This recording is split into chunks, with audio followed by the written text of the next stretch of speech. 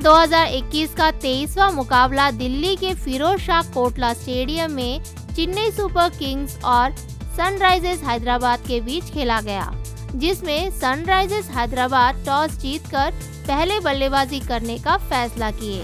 Sunrisers Hyderabad के बल्लेबाजों में शुरुआत अच्छी रही।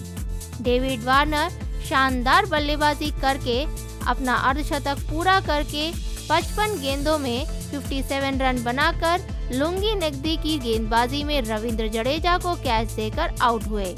लेकिन जॉनी बेयरस्टो केवल 7 रन बनाकर सैम करन की गेंदबाजी में दीपक चाहर को कैच देकर आउट हुए। तीसरे स्थान पर उतरे मनीष पांडे शानदार बल्लेबाजी करके वे भी अपना अर्धशतक पूरा करके 46 गेंदों में 61 रन बनाकर लुंगी नकदी की गेंदबाजी में फाफ डुप्लेसिस को कैच देकर आउट हुए। चौथे स्थान पर उतरे केन विलियमसन आक्रामक खेल खेले। वे अपने पारी में 4 चौका और 1 छक्का लगाए और वे 10 गेंदों में 26 रन बनाकर नाबाद रहे। और केदार जाधव भी अच्छी बल्लेबाजी करके केन विलियमसन के साथ अच्छी साझेदारी निभाए। वे 4 गेंदों में 12 रन बनाकर नाबाद रहे।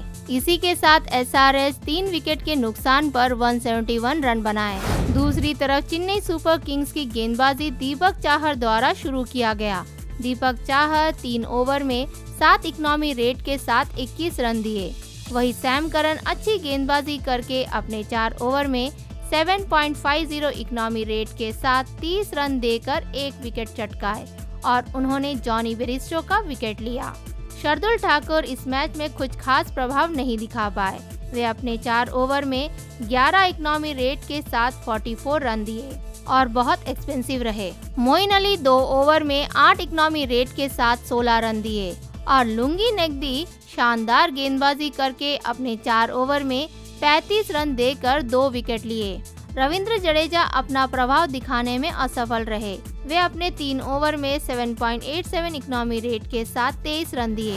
पहला विकेट 22 रनों पर गिरने के बाद उतरे मनीष पांडे भी शुरुआत से धीमी गति से खेल रहे थे और वे अपना तीसरा आईपीएल अर्धशतक को केवल 35 गेंदों पर पूरा किए। वे डेविड वार्नर के साथ मिलकर 106 रनों की साझेदारी निभाकर अपने टीम स्कोर को एक मजबूत स्थिति पर पहुंचाने में मुख्य भूमिका निभाए। वे 18वां ओवर की 5वीं गेंद पर नकदी की गेंदबाजी में फाफ डुप्लेसिस को कैच देकर आउट हुए और वे 46 गेंदों में 132.61 स्ट्राइक रेट के साथ 5 चौके और 1 छक्के की मदद से 61 रन बनाए। डेविड वार्नर शानदार बल्लेबाजी करके शुरुआत में धीमी गति से खेल रहे थे और थोड़े चिड़चिड़े हो रहे थे क्योंकि वे गेंद को टाइमिंग के साथ मार नहीं पा रहे थे।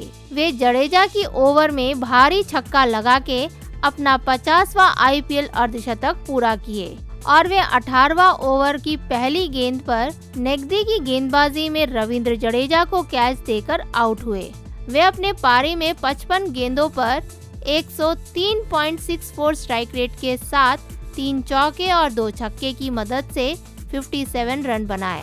मनीष पांडे का विकेट गिरने के बाद उतरे केन विलियमसन आक्रामक खेल खेलकर 10 गेंदों में 260 स्ट्राइक रेट के साथ 4 चौके और 1 छक्के की मदद से 26 रन बनाकर अजय रहे। उस समय पर एसआरएच के लिए इस तरह का खेल बहुत आवश्यकता था स्कोरबोर्ड आगे ले जाने के लिए और यह इनिंग्स में विलियमसन का ही स्ट्राइक रेट सबसे अधिक रहा। लुंगी नकदी शुरुआत से ही अच्छी गेंदबाजी कर रहे थे, लेकिन उनके पारी के आखिरी ओवर में वे दोनों सेटल बल्लेबाज डेविड वार्नर और मनीष पांडे का विकेट लेकर चेन्नई सुपर किंग्स को इस गेम में वापस लाने का रास्ता खोल के रखे। वे अपने 4 ओवर में 8.75 इकोनॉमी रेट के साथ 2 मुख्य विकेट लेकर 35 रन दिए। 172 रनों का लक्ष्य का पीछा करने उतरे चेन्नई सुपर किंग्स के ओपनर्स द्वारा शानदार शुरुआत रहा। ऋतुराज गायकवाड़ शानदार पारी खेल के अपना अर्धशतक पूरा करे और वे 44 गेंदों में 75 रन बनाकर रशीद खान की गेंदबाजी में क्लीन बोल्ड होकर आउट हुए और फाफ डुप्लेसिस शुरुआत से ही जबरदस्त बल्लेबाजी करके ऋतुराज गायकवाड़ के साथ अच्छी साझेदारी निभाकर अपना अर्धशतक पूरा किए। वे 38 गेंदों में 56 रन बनाकर रशीद खान की गेंदबाजी में एलबीडब्ल्यू के रूप में आउट हुए।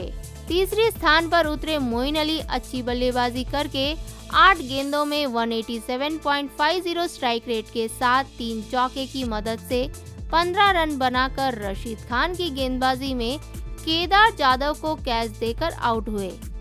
चौथे स्थान पर उतरे रविंद्र जडेजा अंत तक 6 गेंदों में 116.67 स्ट्राइक रेट के साथ एक चौके की मदद से 7 रन बनाए और सुरेश रैना अच्छी बल्लेबाजी करके 15 गेंदों में 113.33 स्ट्राइक रेट के साथ 3 चौके की मदद से 17 रन बनाकर नाबाद रहे।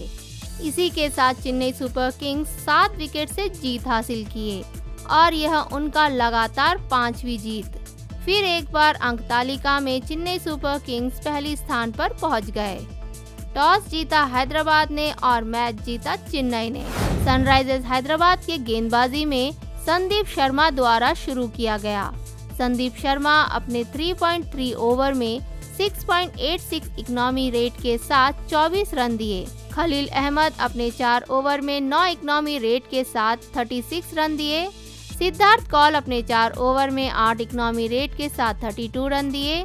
जगदीशा सुचित 3 ओवर में 15 इकोनॉमी रेट के साथ 45 रन देकर बहुत एक्सपेंसिव रहे और रशीद खान अपने 4 ओवर में 9 इकोनॉमी रेट के साथ 3 विकेट चटकाए। ऋतुराज गायकवाड़ शुरुआत से ही थोड़ी धीमी गति से खेल रहे थे और वे शानदार खेल खेलकर आईपीएल करियर में अपना 5वां अर्धशतक पूरा किए। वे इनिंग्स के 13 ओवर में रशीद खान की पहली गेंद पर कीपर बेरिस्टो को कैच देकर आउट होने से बच गए थे, लेकिन उसी ओवर की आखिरी गेंद पर क्लीन बोल्ड होकर आउट हुए। वे अपने इनिंग्स में 6 चौके और एक छक्के की मदद से 170.45 स्ट्राइक रेट के साथ 44 गेंदों में 75 रन बनाए। फाफ डु प्लेसिस शुरुआत से ही आक्रामक खेल खेलकर शानदार बल्लेबाजी करके अपने आईपीएल करियर में एक और अर्धशतक पूरा किए और वे ऋतुराज गायकवाड़ के पहले विकेट के लिए 129 रनों की साझेदारी बनाए और वे 38 गेंदों में 147.37 स्ट्राइक रेट के साथ 56 रन बनाए और उनके इनिंग्स में 6 चौके और एक छक्का शामिल था। वे रशीद खान के आखिरी ओवर की आखिरी गेंद पर एलबीडब्ल्यू के रूप में आउट हुए। रशीद खान अपने 4 ओवर में 9 इकोनॉमी रेट के साथ 3 विकेट चटकाकर 36 रन दिए। उनके शिकार बने Ruturaj Gaikwad, Faf du Plessis और मोइन अली। वे इनिंग्स के 13 ओवर में गायकवाड़ और 15 ओवर में मोइन अली और फाफ डु प्लेसिस को आउट करके इस मैच को रोमांचक बना दिए। गायकवाड़ के विकेट गिरने तक ऐसा लग रहा था कि सीएसके इस मैच को बहुत आसानी से जीत जाएंगे।